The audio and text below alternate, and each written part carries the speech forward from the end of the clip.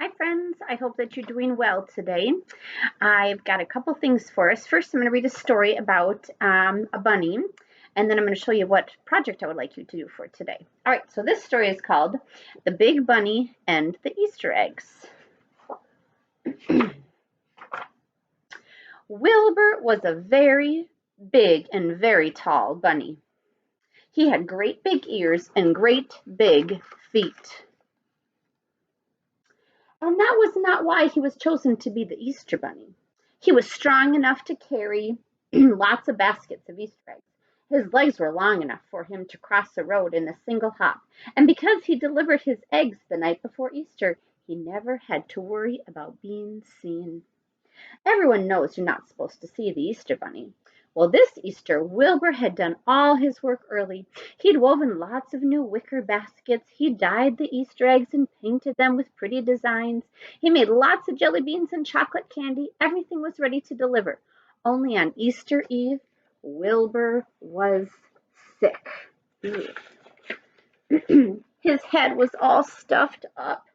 His nose was running. His throat was so sore. And he had a fever. His eyes were all red and his ears hurt. Wilbur lay on his bed and groaned. Who was going to deliver the Easter baskets? Hours went by. It was getting very late. Wilbur's rabbit friends came and banged on his door. Wilbur, shouted Hector. Wilbur, you have to get going. Wilbur, shouted Francine. Wilbur, it's after midnight. Wilbur, shouted Charles and Henrietta. Wilbur, if you don't go soon, the children won't have any Easter eggs. I know, moaned Wilbur, but I can't get up. I'm too sick. Wilbur's friends banged on the door some more, but Wilbur felt too awful to listen. He took some more medicine, rolled over, and he fell back to sleep. Well, Charles and Henrietta talked things over with Hector and Francine. Something had to be done. If Wilbur wasn't going to deliver the Easter eggs, they would have to deliver them for him. Now, Hector and Francine loaded them themselves up with the Easter baskets. Charles and Henrietta did the same. The baskets were so heavy they could hardly walk. The four of them struggled through the woods. Hector, said Francine. Hector, I can hardly see. That's okay, said Hector. Just try to follow me, Francine. At that moment, Francine bumped into Hector and Charles bumped into Henrietta. Dozens of Easter baskets crashed to the ground and broken eggs were everywhere. I think, said Charles, we'll have to come up with a different idea.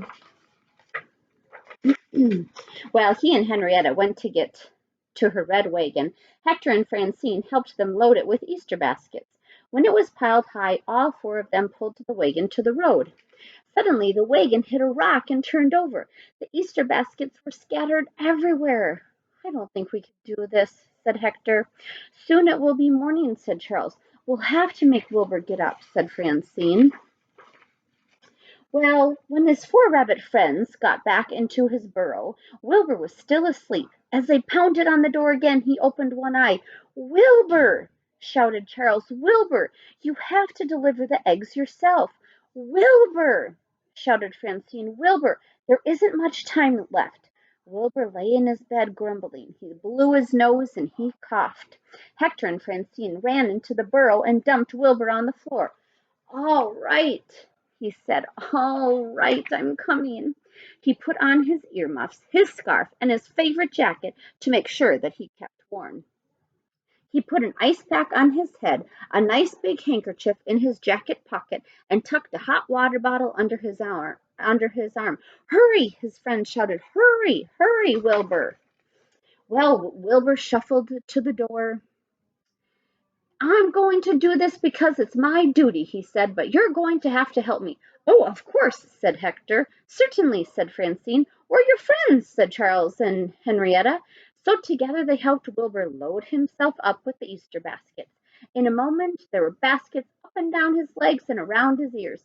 Finally, he was all ready.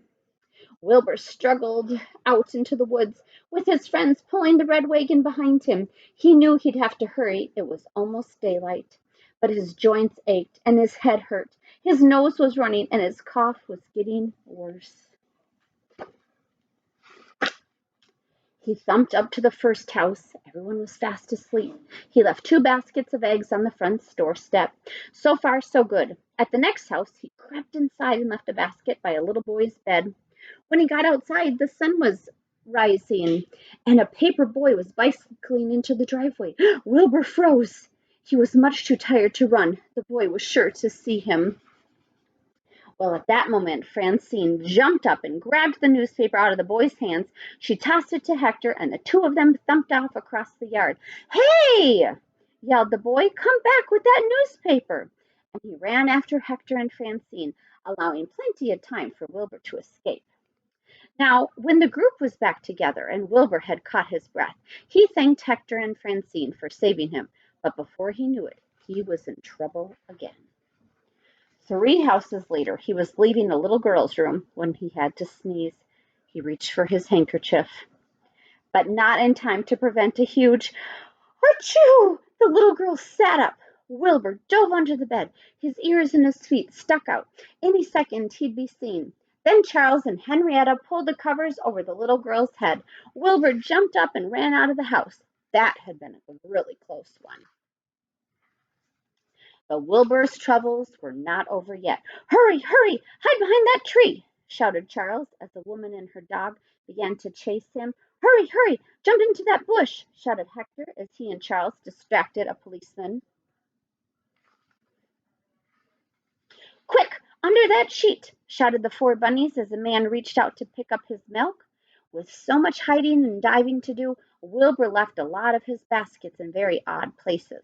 But finally they were all delivered, and Wilbur was so tired he fell asleep. His friends had to pull him home in the red wagon. When the children started looking for their Easter baskets, they found them under bushes, on fence posts, and hanging from trees. It was the strangest Easter they'd ever had, but they didn't mind. Easter had never been so much fun. The end. And there's Wilbur back in his burrow, fast asleep. Well, for our project today, I thought that this little bunny kind of reminded me of Wilbur. So I'd like you to do this today. You've been doing so great with learning your numbers and identifying them 1 through 10. I thought, nah, you can do these numbers, 11 through 20. So what I'd like you to do, just like what we've done before, is to cut out these out on the black lines, then mix them up. And then I'd like you to put them back in order. So starting at number 11, 12, 13, 14, 15, 16, 17, 18, 19, and 20. So then after they're all cut out, then I'd like you to glue them all in order, and then your Wilbur puzzle will be all complete and finished. So enjoy it, have fun. I hope you have a good day, and I will see you soon. Bye.